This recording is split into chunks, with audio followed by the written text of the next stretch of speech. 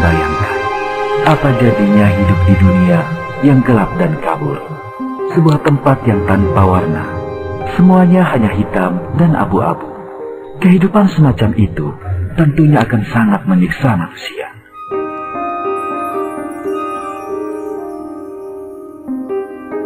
Namun, dunia ternyata sungguh sangat berwarna.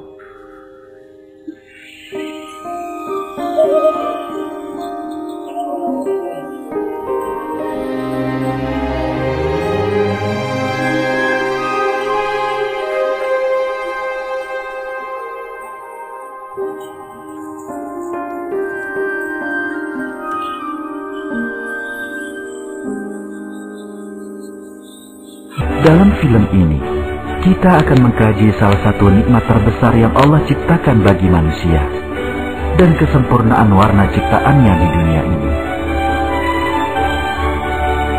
Inilah kesempurnaan Allah dalam mencipta warna. Seluruh bagian dunia diciptakan dengan selaras dan dihiasi dengan bunga-bunga indah. Hutan yang hijau, danau biru, pegunungan menjulang, dan lautan tak tertepi.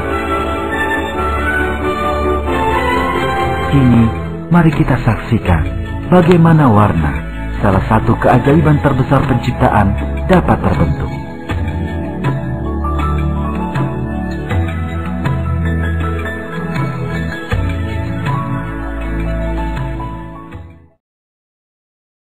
Adalah keberadaan sinar atau cahaya, dan satu-satunya sinar yang mencapai bumi datang dari matahari. Dalam Al-Quran, Allah mengajak kita memperhatikan matahari dan sinarnya dalam ayat berikut ini.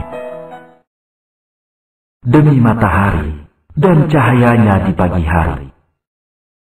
Ketika mengamati sinar matahari, kita pahami bahwa sinar ini, sebagaimana segala sesuatu di alam semesta, diciptakan secara sangat seimbang agar kehidupan manusia dapat berlangsung.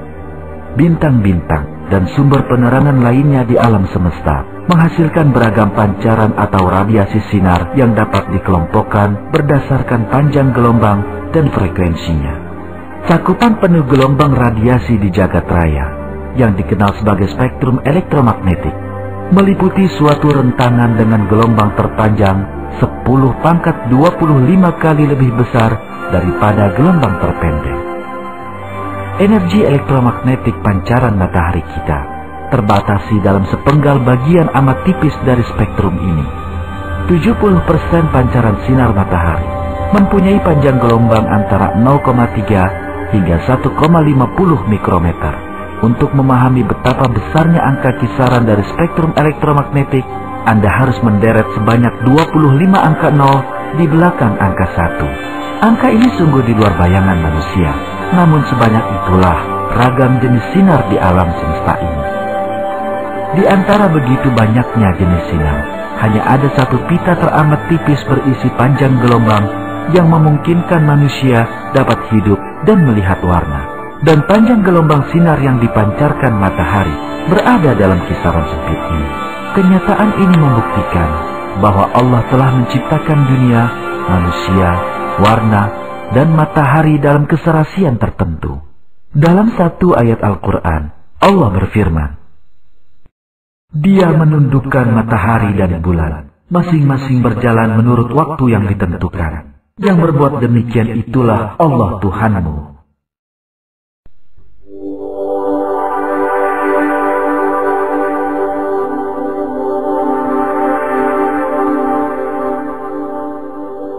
Sinar-sinar pada daerah tepat di kedua sisi cahaya tampak, sampai ke bumi sebagai sinar inframerah dan ultraviolet. Sinar inframerah menghasilkan pancaran yang menjadikan dunia dapat dihuni makhluk hidup. Dan sejumlah sinar ultraviolet dapat menembus atmosfer dalam jumlah yang tepat untuk menyediakan energi yang diperlukan makhluk hidup.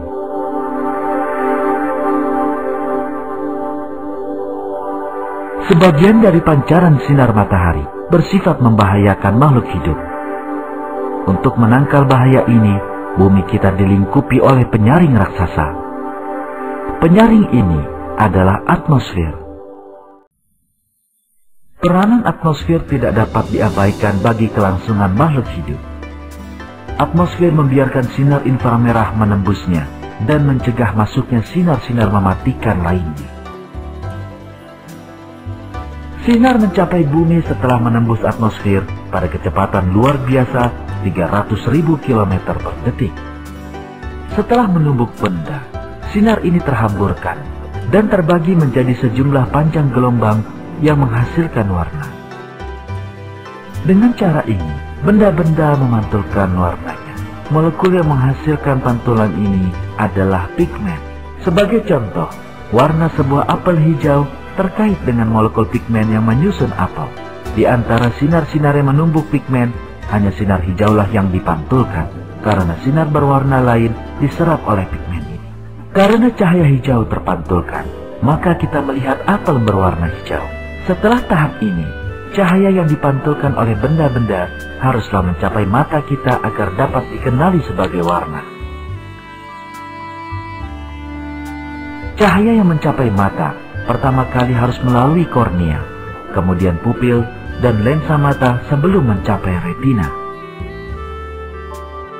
Penginderaan warna bermula pada sel-sel kerucut di dalam retina. Terdapat sekelompok 3 sel kerucut utama yang bereaksi terhadap warna tertentu.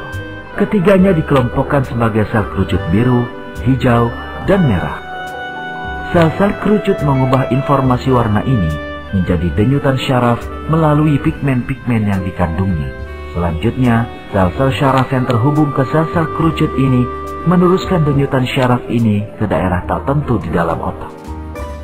Tempat terbentuknya dunia penuh warna yang kita saksikan sepanjang hidup adalah daerah di dalam otak ini yang hanya berukuran beberapa sentimeter kubik. Otak adalah segumpal daging yang gelap di dalamnya. Di dalam otak kita yang tanpa cahaya ini, denyutan syaraf dari benda-benda diterjemahkan. Dan warna serta semua sifat lain dari benda ini dibentuk sebagai sebuah pemandangan. Setiap orang menjumpai keajaiban penciptaan yang tiada tara ini sejak saat kelahirannya. Tidak ada peran manusia dalam pemunculan warna maupun rangkaian tahapan pembentukannya yang terus-menerus sebagaimana telah kita jelaskan.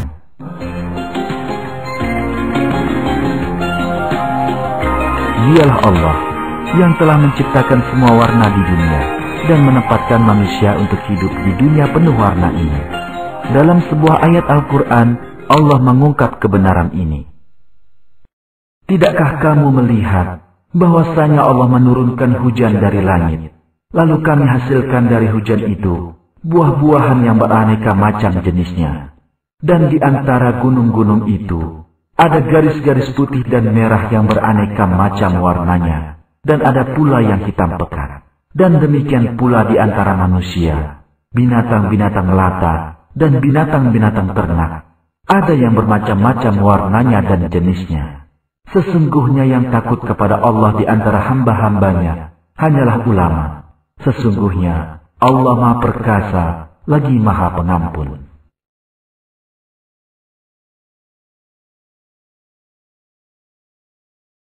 Warna bagi dunia kita tidak sekedar penting bagi kehidupan manusia. Di saat yang sama, warna juga sangat penting bagi kehidupan makhluk hidup lainnya di dunia ini. Binatang mempunyai bahasa warna yang bekerja berdasarkan sistem penginderaan mereka terhadap cahaya. Kebanyakan makhluk hidup membutuhkan warna untuk membantu mencari makan.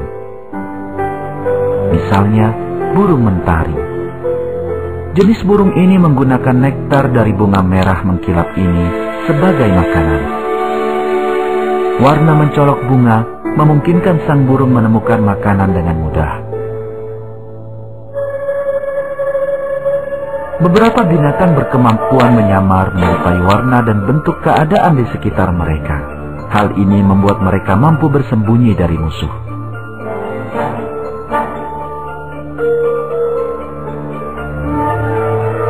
Serangga ini memiliki warna dan corak yang sama dengan pohon yang ia panjat. Cumi-cumi mampu mengubah warnanya dengan cepat untuk menyerupai warna lingkungan di mana ia berada. Telur burung ini dan anak burungnya yang baru menetas berwarna serupa dengan lingkungannya. Semua ini adalah bukti adanya siasat melindungi diri yang diciptakan secara khusus.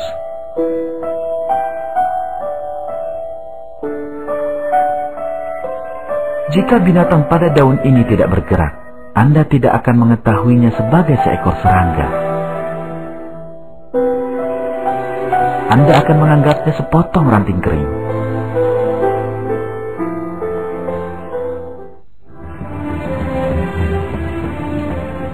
Sejumlah satwa menggunakan warna dan corak tubuh mereka untuk menakuti musuh dan mencegahnya mendekat. Misalnya, kupu-kupu ini membuka sayapnya lebar-lebar dan menunjukkan kepada musuhnya bulatan yang menyerupai mata burung hantu. Dengan cara ini, ia menakut-nakuti pemangsanya. Zebra menggunakan corak garis-garisnya untuk mengelabui musuh. Setiap zebra memiliki corak garis yang berbeda satu sama lain. Mereka berdiri bersama dan membingungkan pemangsa dengan memadukan garis-garis mereka.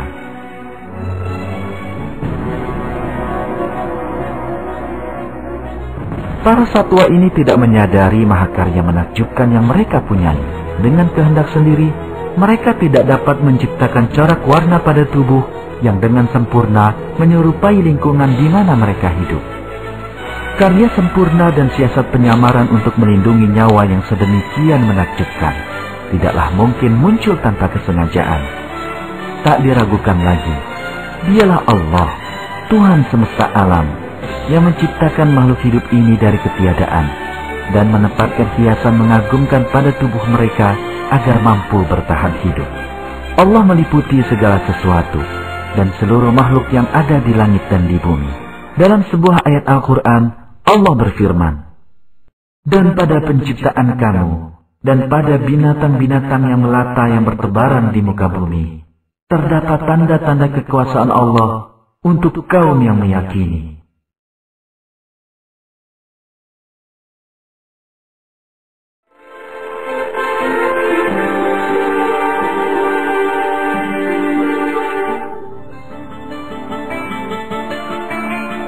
Allah sekali lagi memperlihatkan kepada kita mahakarya dan rancangannya yang mengagumkan dalam penciptaan sayap kupu-kupu. Sekarang, mari kita lihat dengan cermat sayap kupu-kupu yang setiap helainya merupakan sebuah karya hebat, dan kita saksikan bagaimana rancangan mengagumkan ini muncul. Sayap kupu-kupu sebenarnya tembus pandang. Sayap tembus pandang ini diseliputi oleh sisik dengan aneka ketebalan.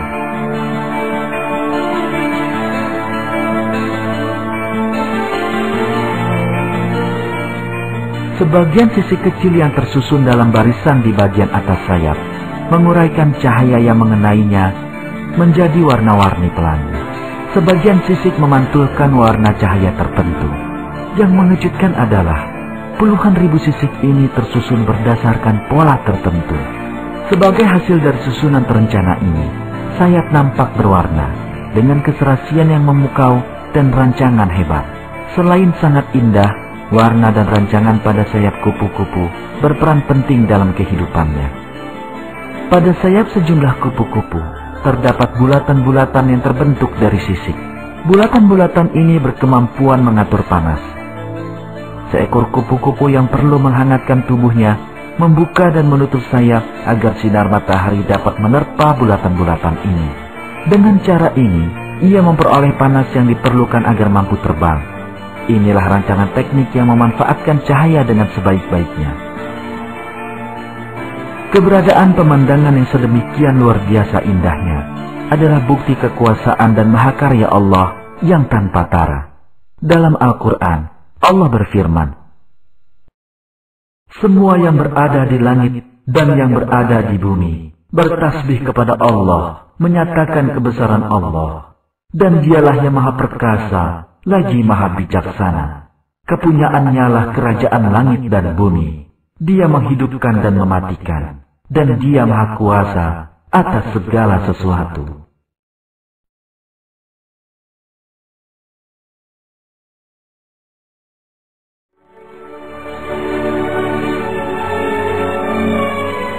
Penampakan memukau tubuh burung adalah salah satu bukti paling nyata bahwa Allah menciptakan makhluk hidup.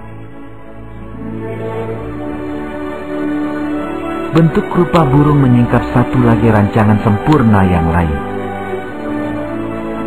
Aneka warna dihasilkan oleh pigmen pada bulu-bulu mereka dan oleh perpaduan cahaya darinya.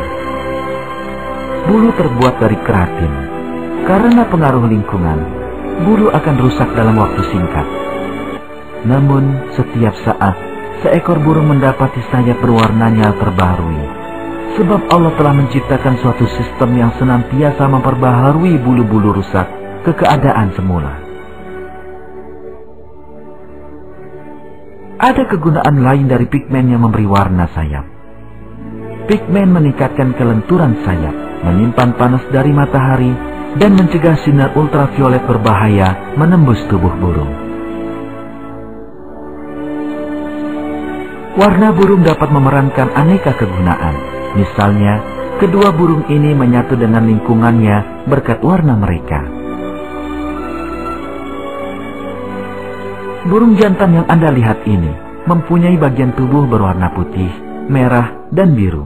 Dengan mempertunjukkan rancangan tiada banding ini, ia berusaha menarik perhatian sang betina. Merak termasuk yang paling suka pamer di antara semua burung berwarna. Untuk menarik lawan jenisnya, merak membuka ekornya yang elok dan mempertunjukkan rancangannya yang memukau. Ia membukanya seperti kipas, dan coraknya yang dibuat secara halus dengan warna indah menarik sang betina. Pendukung teori evolusi yang menyatakan makhluk hidup muncul tanpa penciptaan sengaja tidak dapat menjelaskan rancangan sehebat ini. Rancangan pada ekor merak sungguh rumit dan sempurna, sehingga Charles Darwin, pendiri teori evolusi, berkata, "Kini, seluk-beluk yang tak begitu penting dari suatu rancangan sering membuat saya tidak nyaman. Pemandangan sehelai bulu pada ekor merak, setiap kali saya melihatnya, membuat saya muak." Darwin tidak nyaman dengan kemegahan sayap. Karena nyatalah bahwa kemegahan semacam itu tidaklah mungkin hasil dari suatu ketidaksengajaan tanpa kecerdasan. Warna dan aneka rancangan tak terhitung pada sayap burung adalah bukti mahakarya dan pengetahuan tanpa tara pada ciptaan Allah. Dialah Allah yang menciptakan, yang mengadakan, yang membentuk rupa, yang mempunyai nama-nama yang paling baik. Bertasbih kepadanya apa yang ada di langit dan di bumi, dan dialah yang maha perkasa, lagi maha bijaksana.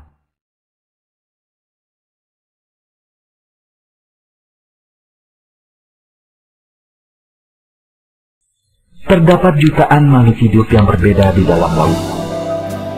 Sulit untuk mengenali sebagian besar makhluk ini di lingkungannya.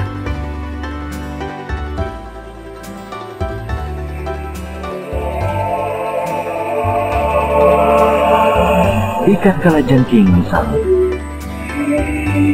Ikan kalajengking hidup di dasar laut di wilayah yang sedikit bersifat tropis.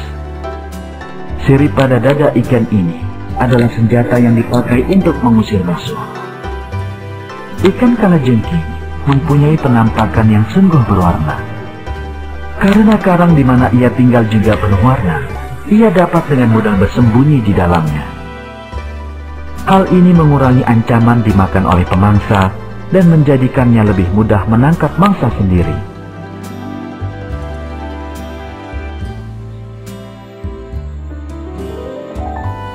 Beberapa makhluk kecil hidup di karang ini.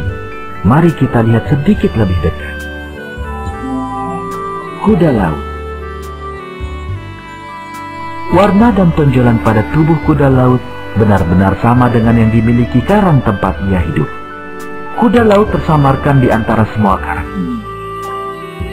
Karenanya, tidaklah mungkin pemangsa mengenali keberadaan dirinya atau anaknya.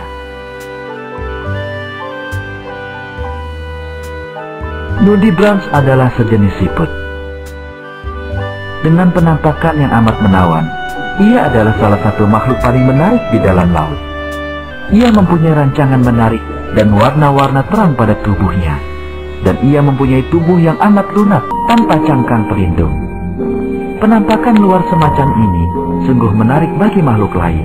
Namun warna-warna mencolok siput laut ini memberitahukan kepada para pemangsa bahwa ia sangat beracun. Dengan kata lain, berkat warnanya, ia mempunyai pertahanan alami terhadap para musuh. Makhluk ini adalah hewan bertubuh lunak yang disebut scallop.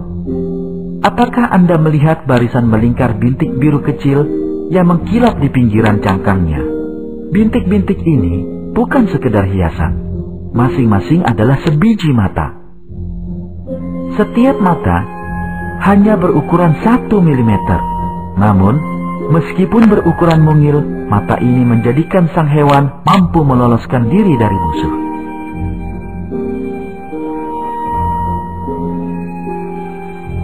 Allah telah menciptakan semua makhluk hidup dengan ciri-ciri yang sesuai dengan lingkungan di mana mereka hidup.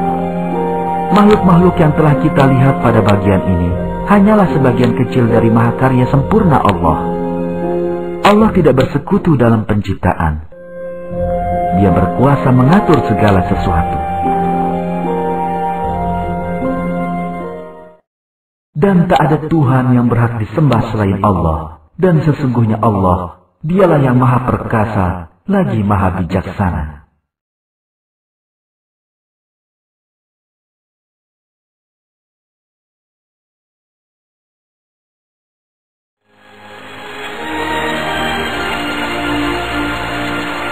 Pernahkah Anda berpikir bagaimana tumbuhan yang tumbuh di tanah yang sama dan disirami air yang sama menjadi sedemikian beraneka warna? Jenis yang sama dari suatu tumbuhan mempunyai ciri-ciri yang sama di mana saja di dunia. Contohnya, jeruk di belahan dunia manapun mempunyai warna, bentuk, dan kulit serupa. Selaput tembus pandang yang ada di dalam kulit pembungkus luarnya berfungsi sebagai kantung-kantung kecil berisi cairan oranye beraroma manis. Warna selaput ini tak pernah berubah di belahan dunia manapun. Pisang di seantero dunia mana saja berwarna kuning, sedangkan buah ceri berwarna merah. Kemanapun Anda pergi di dunia ini, Anda tidak akan menemukan stroberi yang tumbuh alami dengan warna yang berbeda dengan yang lain. Di belahan dunia manapun, DNA stroberi mengandung unsur-unsur yang menjadikannya sebagaimana yang kita kenal. Warna, aroma, dan rasa stroberi selalu sama dimanapun buah ini berada. Kulit apel bisa berwarna merah, hijau, atau kuning, dan halus mengkilap. Semua ini merupakan penataan yang tanpa tanding. Tentunya tidak dapat dikatakan bahwa tatanan ini terbentuk dengan sendirinya tanpa kesengajaan. Yang memiliki keahlian tiada tara yang meliputi seluruh alam ini adalah Allah yang maha mengetahui dan maha bijaksana. Dalam Al-Quran, Allah mengarahkan perhatian kita pada berbagai tanaman pangan yang tumbuh dari tanah. Dan di bumi ini terdapat bagian-bagian yang berdampingan dan kebun-kebun anggur, tanaman-tanaman dan pohon korma yang bercabang dan yang tidak bercabang, disirami dengan air yang sama. Kami melebihkan sebagian tanam-tanaman itu atas sebagian yang lain tentang rasanya. Sesungguhnya pada yang demikian itu terdapat tanda-tanda kebesaran Allah bagi kaum yang berpikir.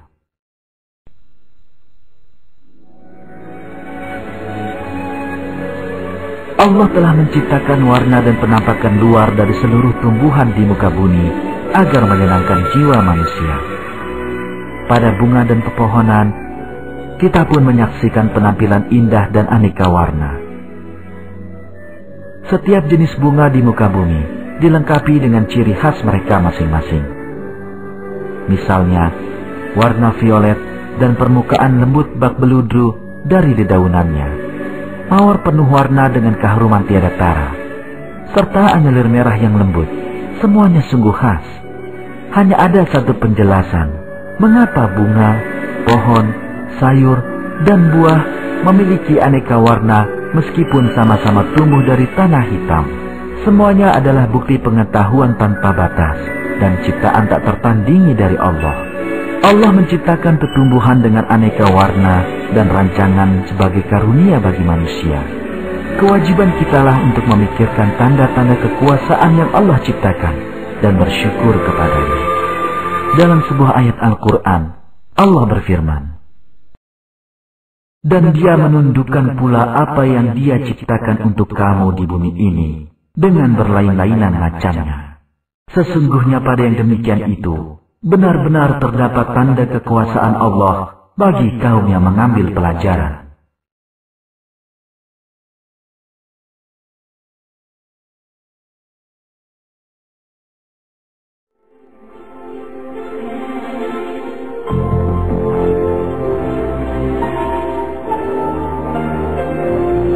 Tak seorang pun yang bernalar dapat berkata bahwa keindahan tiada habisnya yang kita lihat di dunia, kupu-kupu, bunga mawar, violet, dan buah ceri beraneka warna, serta burung nuri dan merak dengan warnanya yang menawan.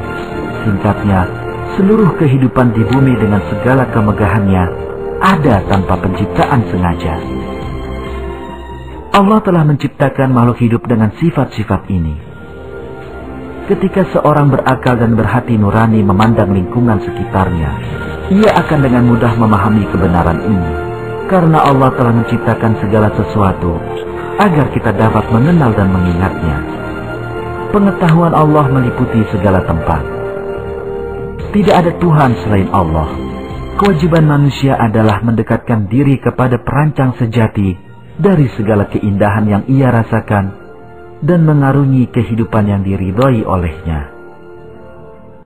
Yang memiliki sifat-sifat yang demikian itu ialah Allah Tuhan kamu. Tidak ada Tuhan yang berhak disembah selain Dia, pencipta segala sesuatu. Maka sembahlah Dia, dan Dia adalah pemelihara segala sesuatu.